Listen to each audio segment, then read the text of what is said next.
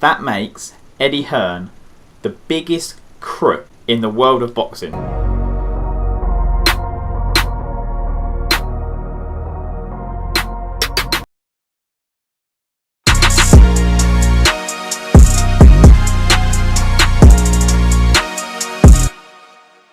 Yo guys, JYC back with another video about the dodgy side of boxing. I've done a video about this a while ago about Floyd Mayweather and McGregor. Don't usually do this at the start of my videos, but if you haven't already, hit the subscribe button, drop a like, drop a comment. Any support I can get is good support. Let's get into this. So if you didn't know, Anthony Joshua fought Parker last weekend. Anthony Joshua won that fight on a points decision, his first points decision. In my opinion, it was always going 12 rounds. They'd already decided it was going 12 rounds. He wanted to prove to the world he can go the distance, and they pretty much can do anything they want to keep him there as the cash cow that keeps giving. Before the fight, a few of the experts said that Parker would get up inside Joshua, and by inside that means up close. That didn't happen. The ref, every time they got within a feet of each other, jumped in, split them every single time. When people expected Joseph Parker to get up inside, he wasn't allowed to by the referee. I think something that's really important to remember when we watch these events, that Eddie Hearn runs the show.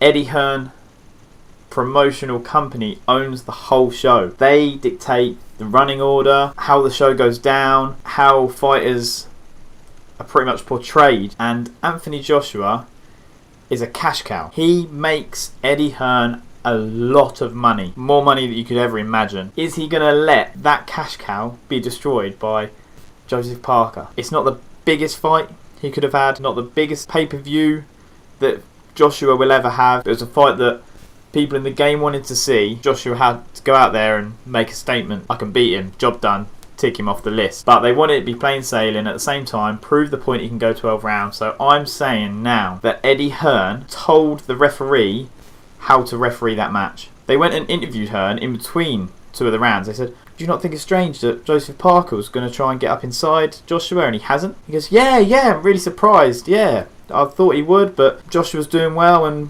we'll keep going and see what happens. And then when Joshua and Hearn were asked about the referee, they didn't have too many concerns. When the rest of the boxing game and everyone else who watched it, because Joshua gets a draw much further than the average boxing fan, everyone said the same thing about the referee. I can't see any other way in which this has gone down than the fact that Eddie Hearn has set this fight up to go down exactly how he wants it to go down. Teeing up Joshua perfectly. Oh yeah, he's now gone 12 rounds, still undefeated, unified, well, nearly unified champion of the world. Teeing it up for that Wilder fight. That's where the big money's at. He couldn't afford for him to lose before he got to Wilder, and the only risk of him losing is if Parker got up inside him and caused damage there, which he wasn't allowed to do because the referee jumped in every time they were within a yard of each other. So that makes Eddie Hearn the biggest crook in the world of boxing, in a corrupt sport that is pretty much rotten from the top down. I've got into boxing pretty intensely the last couple of years. When I first started watching the sport, I was so naive to it all. I thought it was a clean sport, no drugs, not like the other mixed martial arts and fighting sports. I thought it was a clean sport. Everyone's drug tested. It's all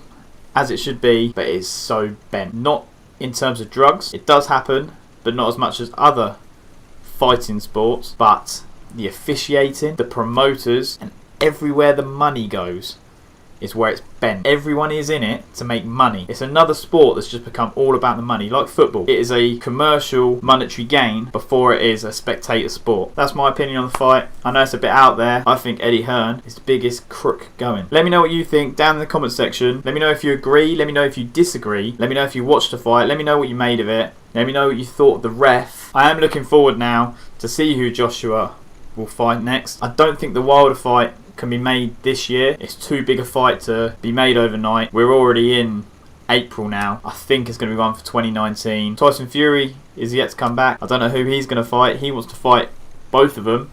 Again, I don't think Eddie Hearn is stupid enough to put him in the ring with Tyson Fury, because Tyson Fury is such a different, weird style of fighter. He's unpredictable, and Hearn wouldn't want to ruin his baby, his cash cow.